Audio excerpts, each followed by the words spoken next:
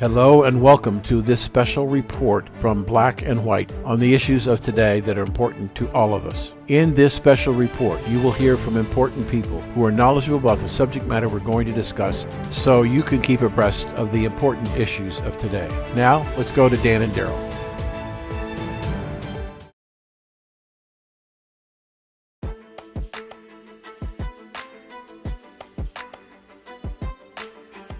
This is Dan Perkins, co-host of Black and White, and I want to tell you about a new service we are offering our listeners who have seen their freedom of speech taken away.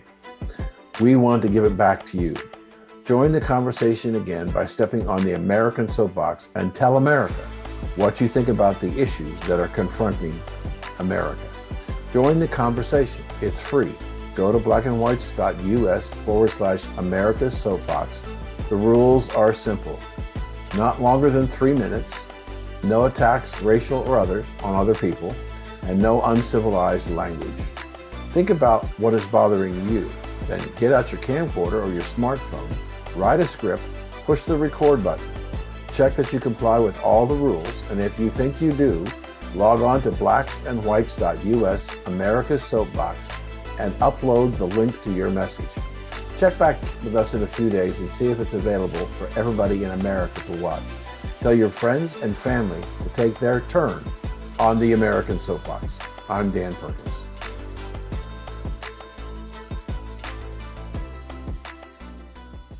This is Dan Perkins, co-host of Black and White Radio and TV. We started these programs to dramatically increase a civil and respectful dialogue on significant issues confronting America. We are seeking business leaders, heads of corporations, and individuals who agree with us. We have to change the conversation in America. If you want to put your company in a leadership position of rebuilding the conversation in America on important issues in a fair and respectful way, then become a corporate sponsor of Black and White shows. Demonstrate your desire to lead the country in rebuilding the conversation and click on the Make America Talk Again button.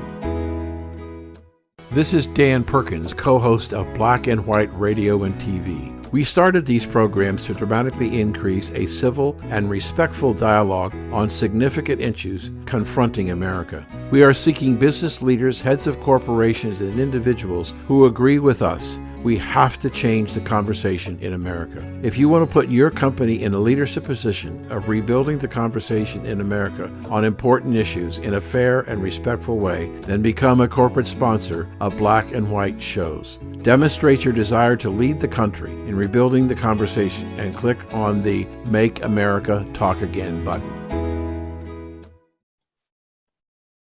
There we go. All right. So, I got a couple of things that I don't know whether you've heard about that broke in the last 24 hours. We have a situation in the state of Oregon where the public education operation is thinking about eliminating grades, pass fail. And the parents are up in an uproar because you can't qualify for scholarships, you can't get into colleges and universities because you have to have a transcript of grades. Another example of how the education system is just going crazy. And then you've got another group of this week you may have heard about that wants to change to nouns in describing their students. Did you hear that one? To nouns? You know, instead of their names, right? They're identifiers, the nouns that identify them. Like what? Turtle? Yeah, could be whatever they choose to use, and they want them to be able to use those, but to get rid of names.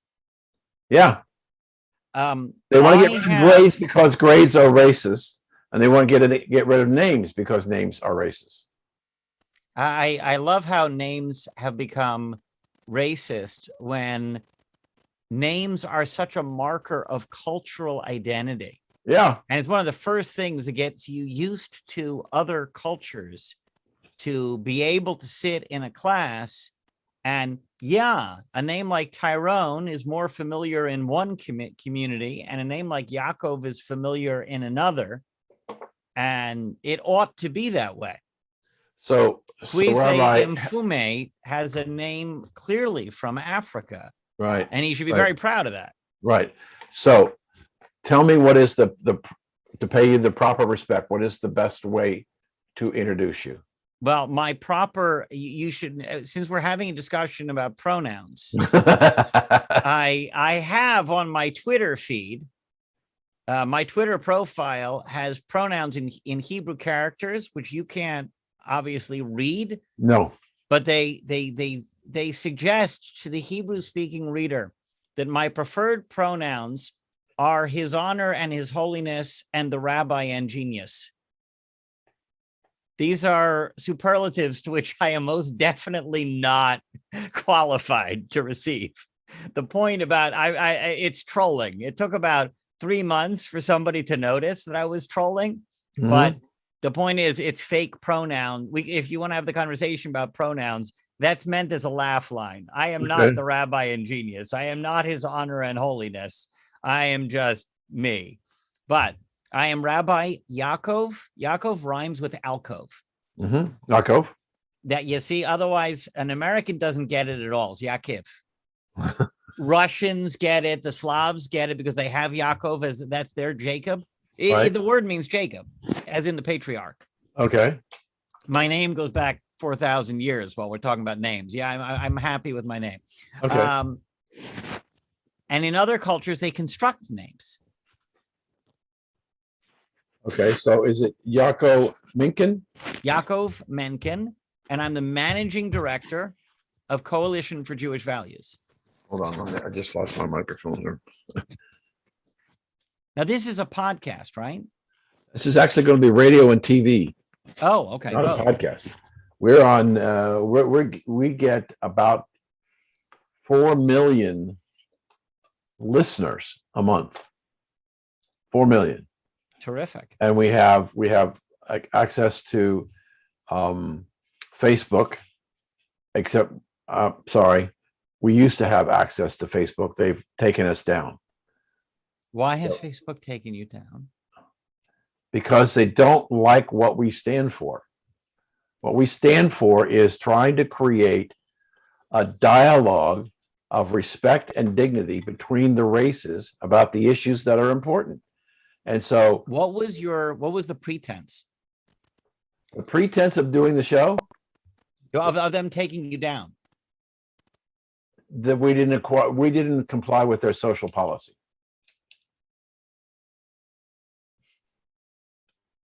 What we're trying to do is we've appealed it, but so we went to Vimeo to replace it. But in Rabbi, to help you understand the relative value of things, when we were broadcasting and we were using YouTube as a video source, we did a show 2 weeks ago, Wednesday, with Dr. Robert Malone. Dr. Malone is the scientist who developed the mRNA vaccine. He's the developer. We had 600,000 listeners on that show. I'm not surprised. No, we had 12,000 YouTube listeners, viewers. Mm-hmm. So did they hurt us? Not really. And we've got an alternative source. So, but is that the sort of thing that they took you down for because you did the anti-vax thing or something? Actually, interesting enough, Doctor, is that we had a gentleman from the Woodson Center in Washington, D.C., which has produced an alternative to critical race theory called 1776 units. It is a curriculum that was developed by professors and lawyers and people under the leadership of the Woodson Center, and they give it away for tens of thousands of copies. And so we had one of the original authors on the show on a Friday night, and he got almost 400,000 listeners. And they shut us off 5 minutes into the program. Can't handle the truth. No, you're right. They can't handle the truth. So I just amplified you considerably by putting in my earpiece. I wasn't sure I would need it. It helps. No, it helps. It means there's no echo and all that good stuff. good. So and I see I got one of these Secret Service earpieces so that your viewers with the can't crinkly see it. cord, is it coming out of it? Your ear too? Yeah. Oh, can you even see there you it? go. There you go. The first show we did, Rabbi, Daryl and I decided we were going to do a certain thing, and I'm a writer and I do a lot of stuff. I write novels and I write commentary, and I get a lot of inspiration from the Lord. He kind of says, try to go this way. So the night before we do the first show, I get this sensation, wrong show. We got to start with critical race theory. And the second part of the first show was on the way the Democrats treated Tim Scott after his response to the president. Oh, okay. And we got 400,000 listeners on that show. The second week, we did with a reporter from Seattle, a young Jewish man, who talks about the persecution of Jews in Seattle and other parts of the country and the world. That show, Rabbi, got 500,000 listeners. Those are not unrelated topics, by the way. I'm sorry? Those are not unrelated topics. Oh, I understand. I have an op-ed coming on how critical race theory targets the Jews. Well, that's why when Janice said, I need you to talk to the rabbi, I said, love to talk to the rabbi. I'm interested primarily in your reaction to the anti-Semitism around the world and why it's exploding. But then I want to go into, if you got a twist on critical race theory, I'd like to hear that. So let's start with the persecution of Jews around the world. Okay. Sure. So let's get rolling here. Okay. 5, 4, 3, 2, 1. Welcome back. Join us today. Very, very special, important guest that I've been trying to get on the show for some time, and I'm glad that he's here. Jochen Minkin, who is a rabbi, but he has opinions that aren't just related to the fact that he's Jewish. It's what he believes in his heart.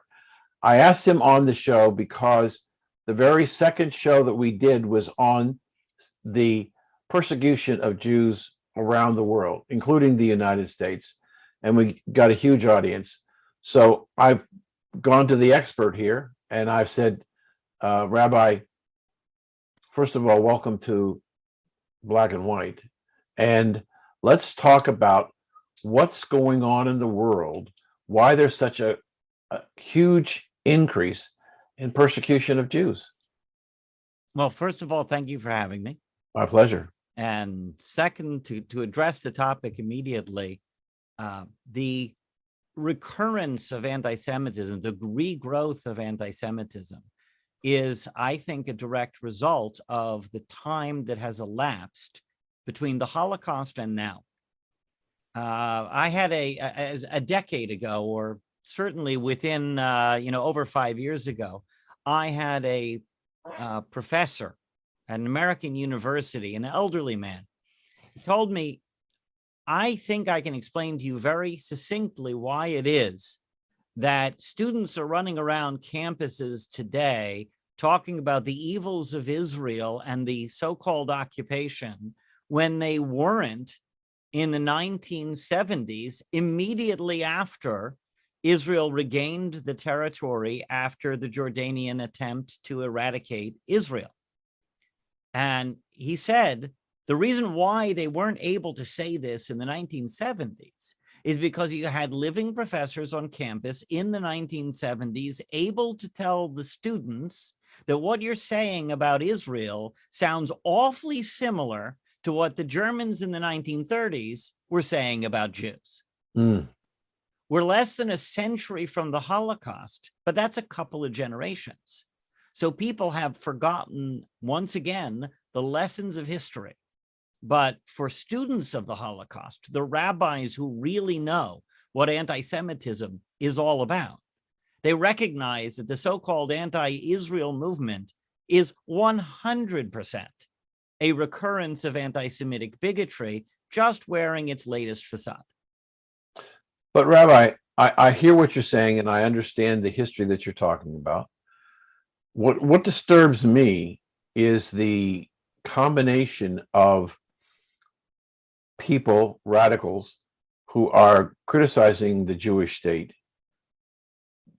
but the number of local officials, local government officials, like in Seattle, where we did in our second show, we did a report on anti-Semitism in Seattle and Portland, and how the cemeteries were desecrated, and the government, including the police, didn't want to do anything. And you have elected Congress people in the United States Congress who, when Benjamin was in power, barely stopped short of saying he ought to be assassinated and thrown out of office. So I don't understand what happened in the political process that we have such anger against the Jewish people down to local mayors and police officers. What happened? It is the same old, just coming again under that new facade. People say, when you start talking about this, they say, but so how do you criticize Israel without being an anti-Semite?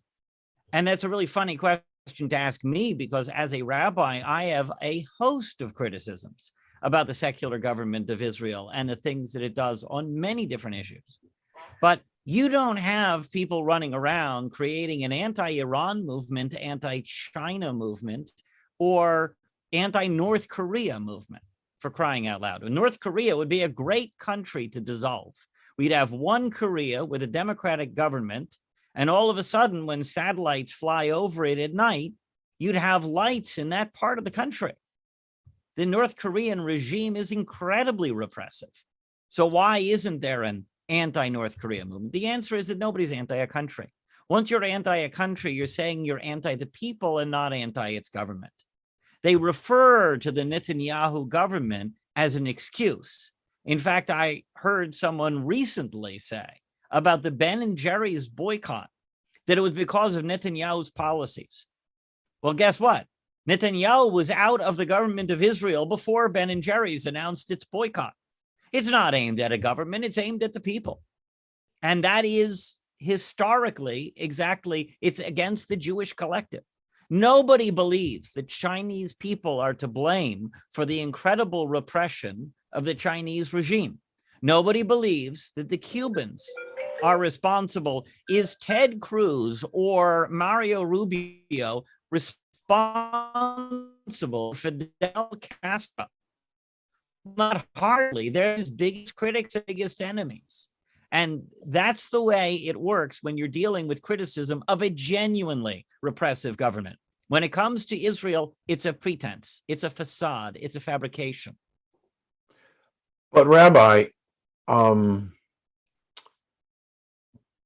think this is the right word. It's gotten more vitriolic. It's gotten more dangerous. I mean, when we did the show, we were playing videos of Jewish people sitting in New York City in Midtown at a restaurant outside having something to eat, and they were attacked by people on the street.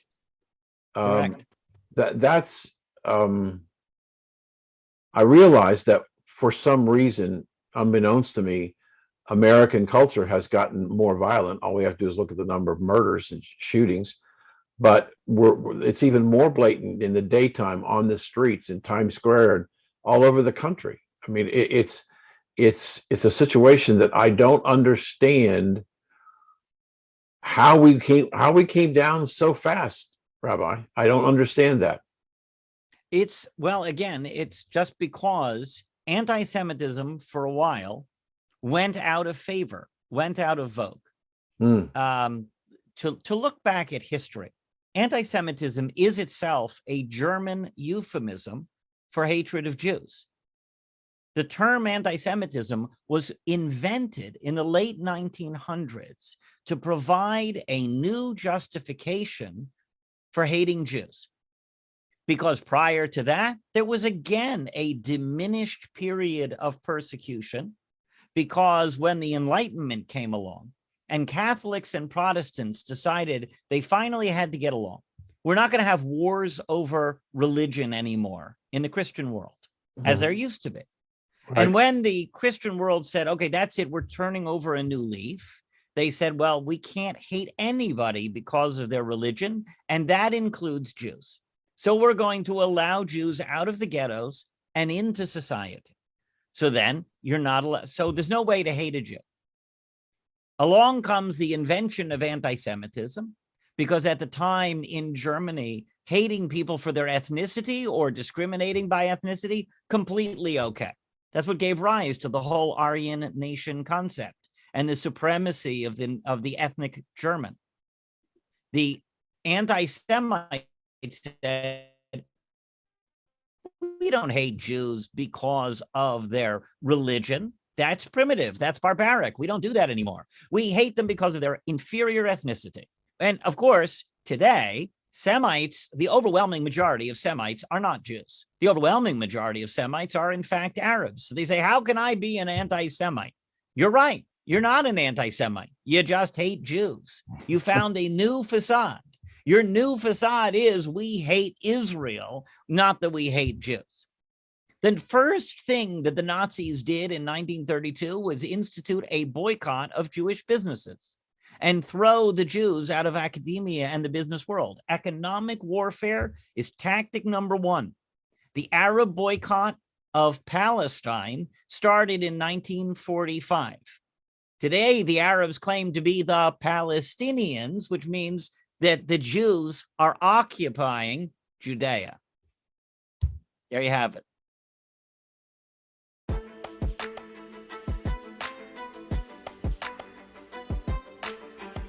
This is Dan Perkins, co-host of Black and White, and I want to tell you about a new service we are offering our listeners who have seen their freedom of speech taken away. We want to give it back to you. Join the conversation again by stepping on the American soapbox and tell America what you think about the issues that are confronting America. Join the conversation. It's free. Go to blackandwhites.us/America's Soapbox. The rules are simple. Not longer than 3 minutes, no attacks, racial or others, on other people, and no uncivilized language. Think about what is bothering you. Then get out your camcorder or your smartphone, write a script, push the record button. Check that you comply with all the rules, and if you think you do, log on to blacksandwhites.us/America's Soapbox and upload the link to your message. Check back with us in a few days and see if it's available for everybody in America to watch. Tell your friends and family to take their turn on the American Soapbox. I'm Dan Perkins.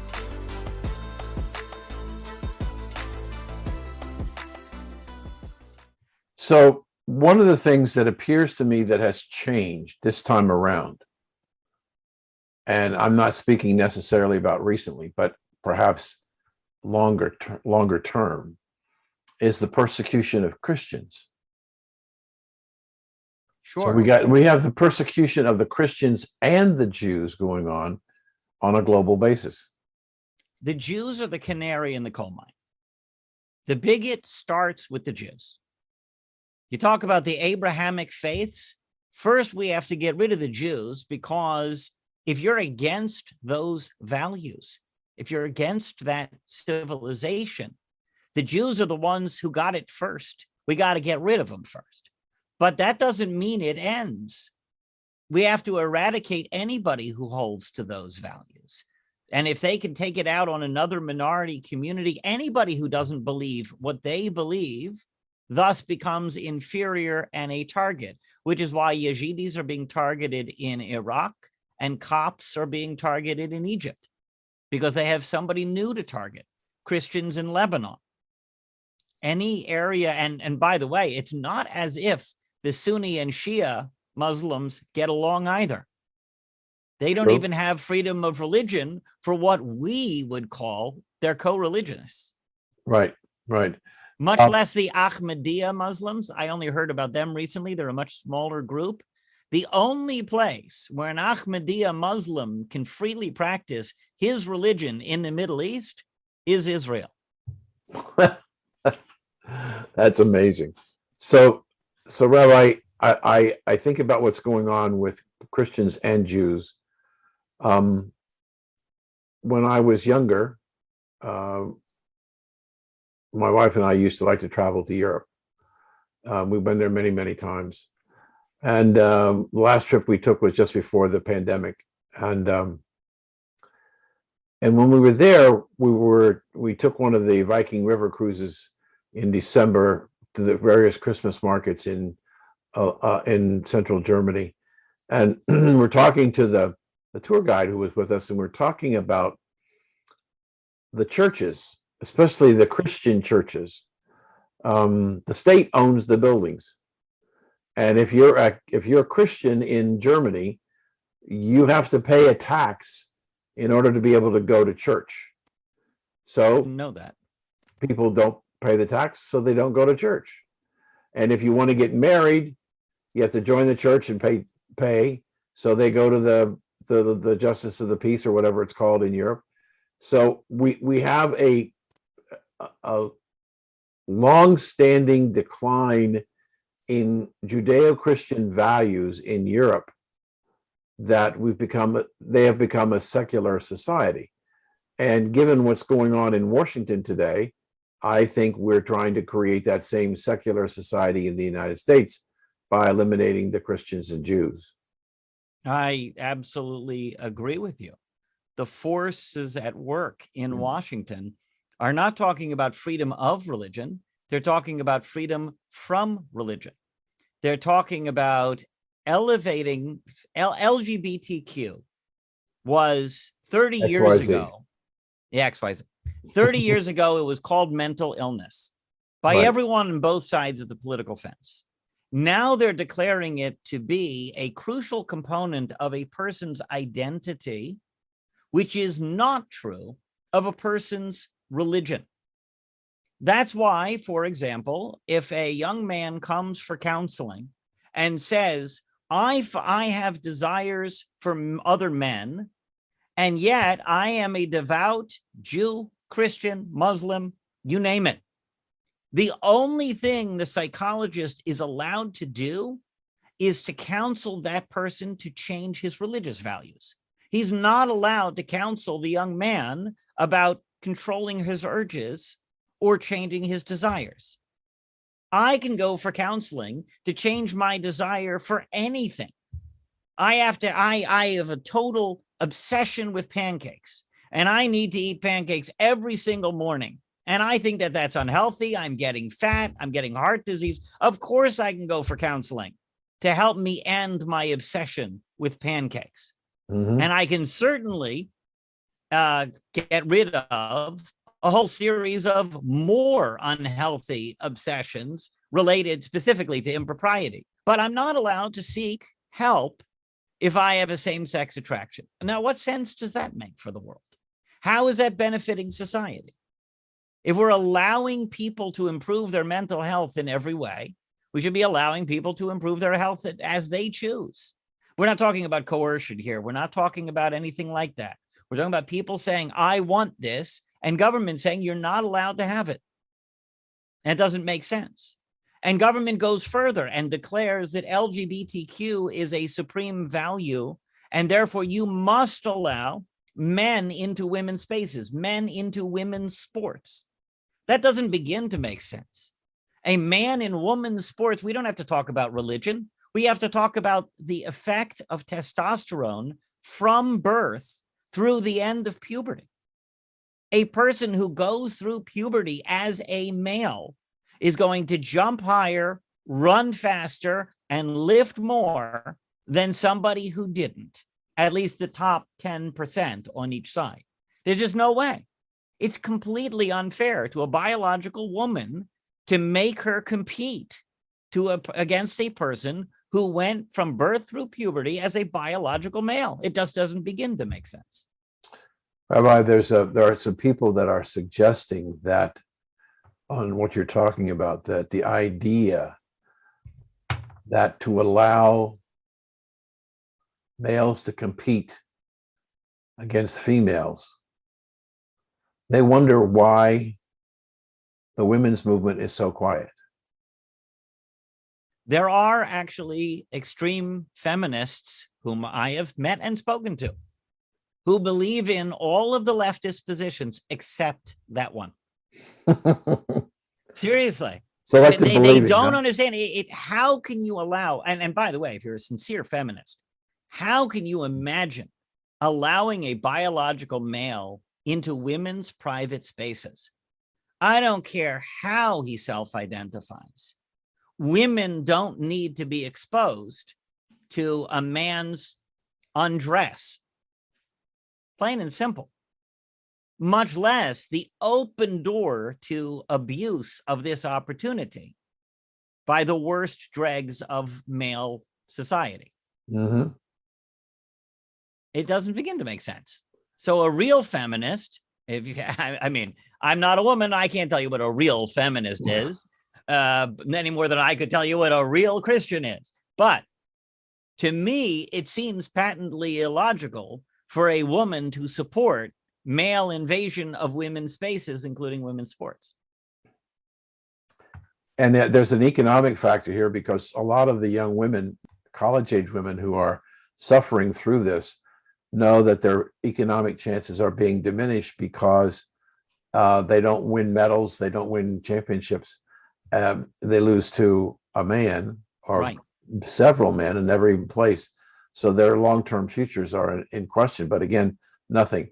The other issue, since we're talking about it, and just quickly, Rabbi, is that, again, the women's movement seems to be quiet.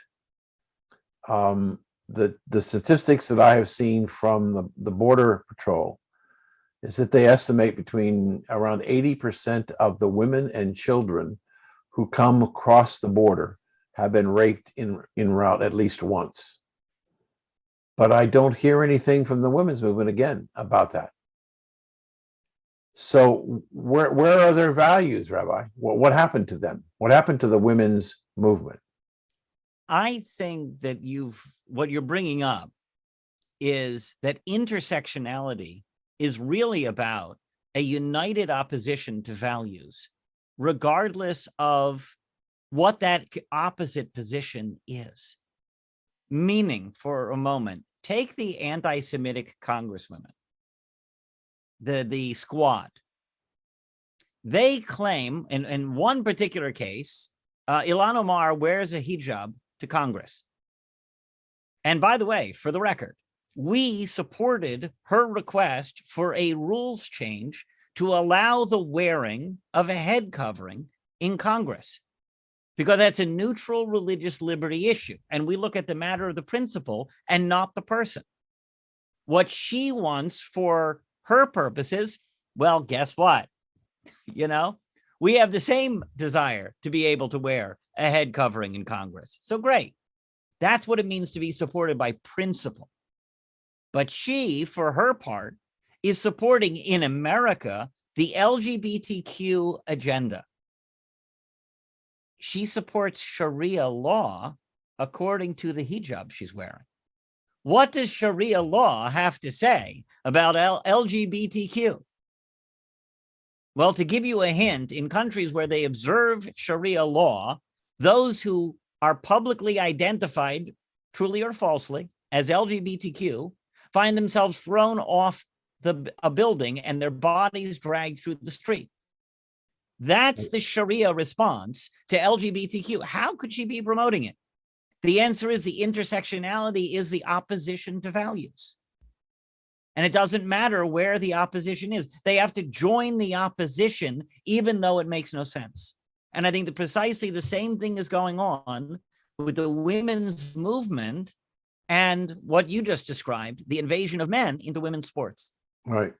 Let's take that last statement and move on to a subject that you and I talked about before the show. And that is critical race theory. Yes, sir. We have a situation As I said to you, it was the first show we did, and we got 400,000 people listening to the show. And people were just astounded. And I wasn't, because as I told you off the show, that we had already picked the primary topic. And the night before, the Lord, I'm a writer, among other things, and the Lord speaks to me sometimes about what I need to say. And I believe that he spoke to me and said, no, change the show. It's got to be about critical race theory. And so we were out there. I won't say we were ahead of the curve, but we're clearly out there before a lot of this stuff broke. And we're seeing all over the country, Rabbi, parents who are up in arms about critical race theory, that people must be judged on the color of their skin and what's going on in the education system. And you said to me before the show, there's an element of anti-Semitism in critical race theory. So tell us about it. I would actually like to go through three separate elements Okay. of that. The birth of the predecessor of critical race theory is the Black Lives Matter movement. That's number one. Number two, I want to talk about actual Africans and actual race here in America. And then I want to go to the anti-Semitism, if that's all right. Sure. So number one, Black Lives Matter. I live in Baltimore. I got to see firsthand the results of the Black Lives Matter movement.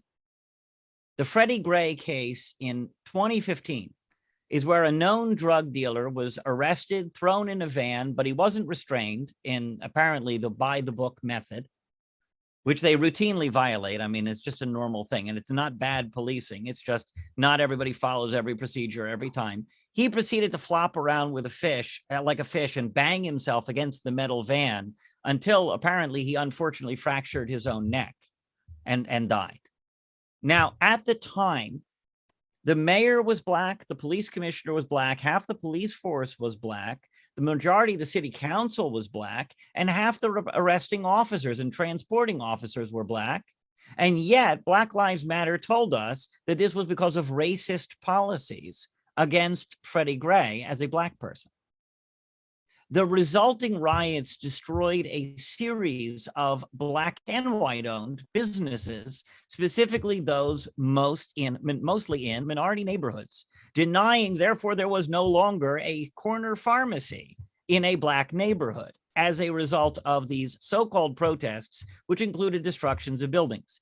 And since then, because police have been told that they have to police in an entirely different way that avoids confrontation with young black drug dealers, the murder rate amongst specifically targeting young black men is up by hundreds every year.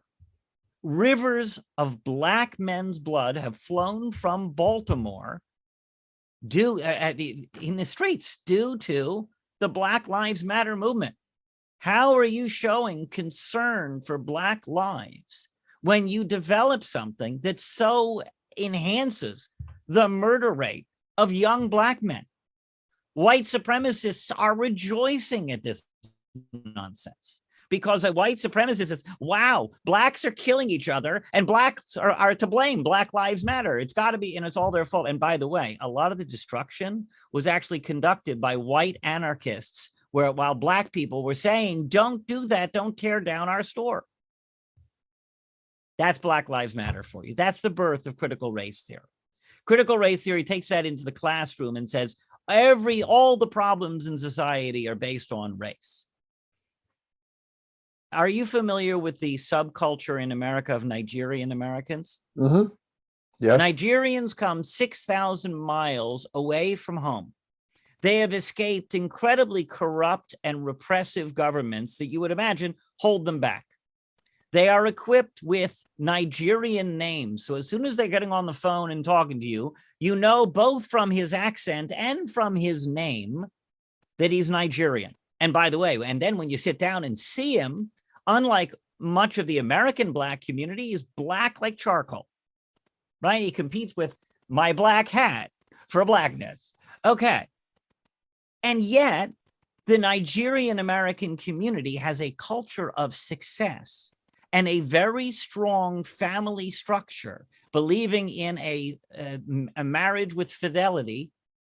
And they also have an average family income, I have recently learned, of over $100,000 a year, which is to say that they're one of the most successful cultural groups in America. If critical race theory were at all true, would that even be conceivable? How can it be that the blackest of the black, equipped with black names from Black Africa, from Nigeria, if they're being held back by race, why are they making over $100,000 a year? Most American families do not have that. Right.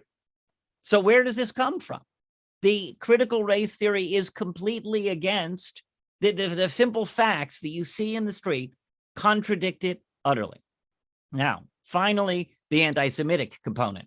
Because when you claim that everything is about race, well, Jews, because of their identification with the white skin color of other Europeans, specifically Ashkenazic Jews, even Sephardic Jews, end up being identified as white.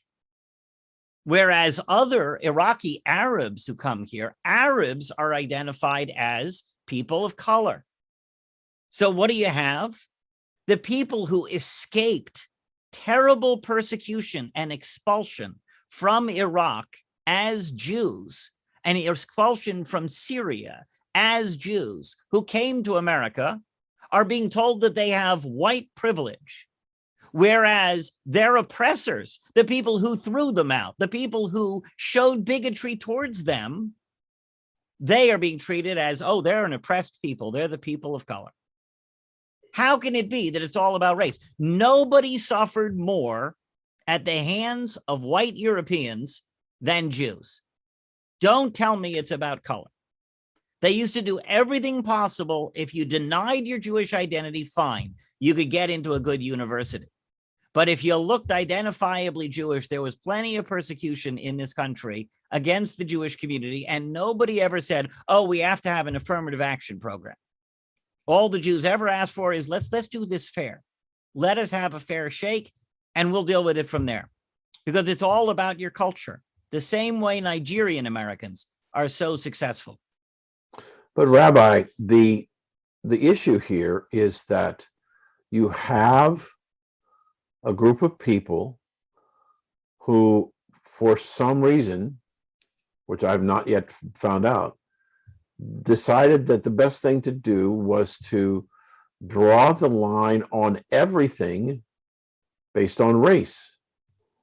One of the reasons we started this show is that people, millions upon millions of people in this country, were shut down. They were shut down through intimidation. They were afraid. I have a situation right now that I'm dealing with, Rabbi, with a couple of people that I'm trying to bring on the show in a major southwestern city, and they're afraid to come on. They say they're conservatives and they like the show, but they're afraid to come on because if they're recognized, they'll probably lose their jobs because of what they believe. And I said, well, we can hide their faces and all that stuff. But the point, Rabbi, is that we have created a society now where we have functionally limited the right of free speech on tens of millions of Americans. And I think that the uprising that we're seeing over critical race theory in the school system is a manifestation of the frustration of the people, and they're not going to take it anymore, and they're standing up and they're screaming and yelling at the school boards, and they're having recall elections, and they're trying to stop it. But it's a huge juggernaut that they're going to come against. The teachers union have tremendous power, and I'm amazed that we have education systems in Oregon who they don't want to give out grades anymore. They want to do pass or fail. And how does a young man or woman get into college with a pass or fail unless we have to change the entire infrastructure of education in the United States to eliminate grades?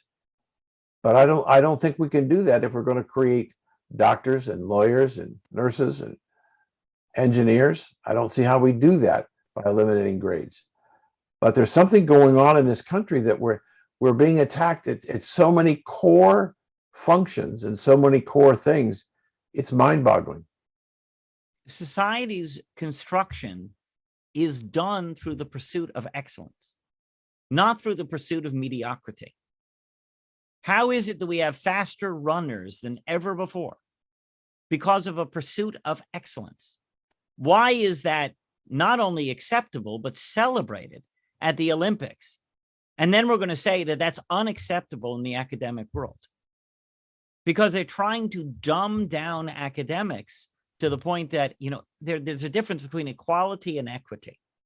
Equality is about giving people equal opportunity. Equity is about saying by culture, we have to have equal results. And so if a person is in a culture, and here is the example again of the Nigerian American culture, where they pursue excellence avidly, and it pays off because they pursue excellence. You dumb them down, you're going to say that basically there's no reason to work hard. If I know that I don't have to work hard, trust me, I'm not going to work hard. If I know that I don't have to achieve, I'm going to do the minimum necessary in order to pass. I was in college. I took pass-fail courses. I took pass-fail courses because I wanted to do only enough work to eke out a pass. I didn't do it because I was aiming to get an A+. When you tell a student you don't need to aim for an A+, you're just going to get pass-fail, you're telling the student, we want you to achieve mediocrity. We want you to achieve equity because we're going to give you the same thing anyway, regardless of culture. So if you come from Nigeria and you're born to pursue success, or if you're in a culture where you're told that if you're an intellectual, you're not to be respected, you're not true to your culture. Your culture says, no, you're not supposed to be an academic. And then, you know, of course, it means you're not going to have, if you try to have equity between those two cultures, you're going to be very unfair to the Nigerian American who's trying to excel. Well, as I said to you, Rabbi, the third show we did was on the persecution of Asian Americans in the American education system, and nobody wants to question the work ethic of Chinese children and Asian children because the value that the family places on education.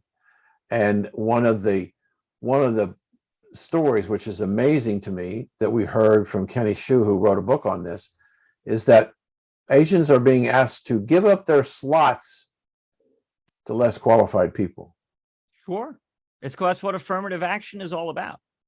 I mean, critical race theory is, as its name implies, openly racist. And we have to call it out for the bigotry that it is. It's not some nice, colorful theory.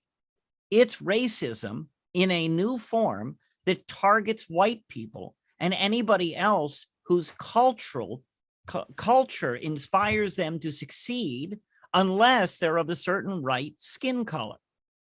So you have, for example, Japanese Americans who get, not only do they not get any form of affirmative action, but on the contrary, see the result, their slots are reduced to allow in less qualified people who have different skin colors. The Asian American community, Japanese Americans, you want to tell me that Japanese Americans never faced bigotry and persecution in this country? Are you familiar with internment camps during World War II, where Japanese Americans were denied their property and basically thrown in jail for the color of their skin? There are very few ethnicities in America that ever experienced that form of persecution. Certainly Hispanic Americans. I mean, I know that Hispanic Americans faced the downsides of bigotry, but they never faced it in any sort of organized systemic fashion like Japanese Americans did or Black Americans did, except in the same forms that Jewish Americans also did. So what does this have to do with skin color? And why are we about providing compensation on the backs of first-generation white Americans who had nothing to do with any form of persecution? Why are we giving, now there you go with the Nigerian Americans again, because of their work ethic combined with their skin color, they're the ones who are getting the benefits of affirmative action. They're the ones who are getting into college on critical race theory, when the truth of the matter is that they're incredibly overqualified on their own. Actually, I can give you a personal example of this, because when I was in high school, the smartest kid in America in the school was a Black American. And this Black American woman, she was among 6 people who got National Merit Scholarships that year, the year ahead of me in graduation. She was clearly, I mean, just everybody knew, smartest kid in the school. It was a relatively small school, 85 kids per class, something like that. She was the number one. And she got a National Merit Scholarship for colored students. That's what started making me into a conservative. So like, how is that fair? She's being told that she can't compete against the white kids. She can only get a National Merit Scholarship that's reserved for colored students like her. Excuse me, she was the smartest kid in the class. There was nobody in that class who was more worthy of a National Merit Scholarship, period, full stop, than she was. It's amazing, Rabbi. Before we go, let's take a little bit of time, talk about you. Tell my listeners what you do and why you're doing it. Well, the Coalition for Jewish Values came into existence in 2017. We're about 4.5 years old now. We were founded because we saw that everything that was being promoted as so-called Jewish values in the media was actually the opposite of Jewish values. And as we've seen in succeeding years, that's even become more and more true with regards to anti-Semitism in a very alarming way, but with a whole host of issues, family values and religious liberty. These are areas where, strangely enough, the conservative Christian community and the conservative Jewish community have far more in common than they do with their own liberal wings, because ideologically, it's about whether you remain faithful to biblical values or whether you believe in progressivism and rewriting those values. So that's really what the motivator was, to finally have an organization that says, these are what genuine Jewish values are. We get them directly from the Bible. These are what every mainstream Orthodox rabbi in America believes. In fact, here's an example of why the situation was so off. Would you imagine the most American rabbis are conservative or liberal in their outlook? Well, I would say to you, because I'll admit it, I have some of my best friends are Jewish people. And I did want to ask you about that, but I would say more liberal than conservative. Right. Because those are all the voices you hear. Mm-hmm. And because you know that only 10% of America's Orthodox community, of America's Jewish community, is Orthodox. The overwhelming majority of rabbis in America are Orthodox. The overwhelming majority of them are therefore conservative in their outlook.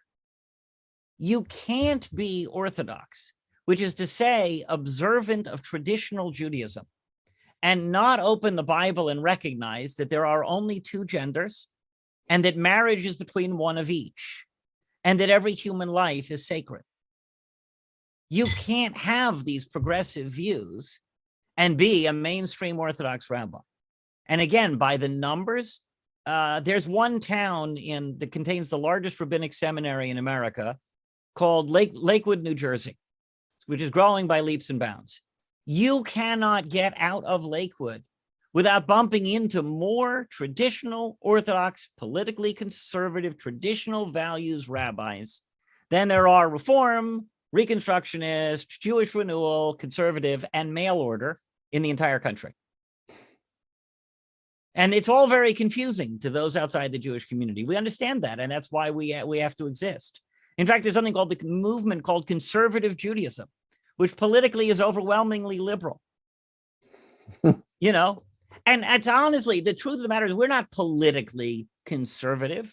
We're identified with the conservative movement because, once again, progressivism has abandoned the same things that they believed 30 years ago. What 30 years ago they called mental illness, today they call progressive, and you have to follow it. We are promoting the same things we promoted 3,300 years ago. We're stuck where we are. Thus we are called conservative. Rabbi, thank you for joining us today. How do people follow you, or where can they learn more about your organization? cjvalues.org, or for those who like typing, coalitionforjewishvalues.org is our website. It gives you a pretty full reading of what we're up to. But we also have a mailing list that you're welcome to join by clicking on the subscribe button on that website. And, you know, to join, we're not about only serving the Orthodox Jewish community. We're trying to represent the views of tradition-minded Americans. And many members of the Christian community have said, we need this organization precisely because, as you probably know very well, the left tries to take any biblical position and claim it is exclusively a Christian position. And thus, it's trying to shove a particular religious outlook down the throats of America. So therefore, you can't follow Christian teachings on abortion, for example. Well, those aren't Christian teachings. Those are derived from the Jewish Bible, thank you very much. So why do traditional biblical values, the founding fathers were all about that. That's why they called it Judeo-Christian ethics. Right. And in fact, I have a joke. You know what we call Judeo-Christian ethics? What's that? Cultural appropriation. Because cultural appropriation, by the way, is a terrible idea. It says that taking from other cultures the best that other cultures have to offer and learning from it and doing it yourself is a terrible thing. There's something very wrong about that because it means there's no hope for humanity. Good ideas are supposed to spread. The very fact that the founding fathers called them Judeo-Christian ethics is a delightful thing because it means that all Jews and all Christians recognize that these are the values that we share. Rabbi Menken, thank you so much for joining us today. I'm delighted to have been with you. Thank you so much. And if you missed any of this terrific interview, you can go to blacksandwhites.us, go to the archive section, and you can download this. And Rabbi, I guarantee you, we're going to have you back on again soon. Thank you. That would be great. Thank you so much.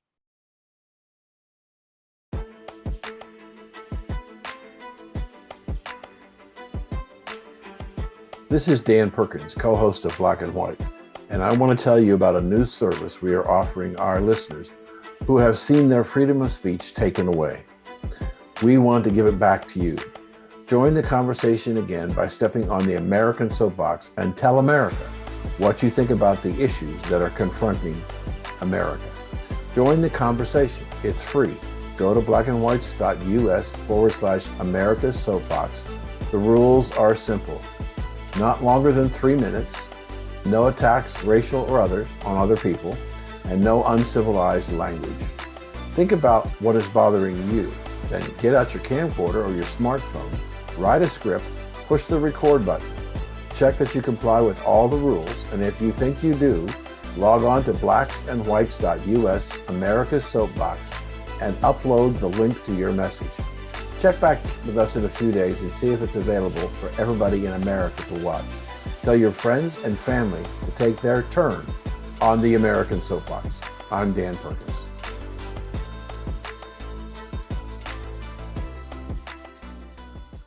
This is Dan Perkins, co-host of Black and White Radio and TV. We started these programs to dramatically increase a civil and respectful dialogue on significant issues confronting America. We are seeking business leaders, heads of corporations, and individuals who agree with us We have to change the conversation in America. If you want to put your company in a leadership position of rebuilding the conversation in America on important issues in a fair and respectful way, then become a corporate sponsor of Black and White shows. Demonstrate your desire to lead the country in rebuilding the conversation and click on the Make America Talk Again button. Thank you for joining us today for the special report from Black and White. If you missed any of this show, go to blacksandwhites.us, click on the archive section, and you can hear this show and many others. Thanks for joining us on Black and White, where America speaks.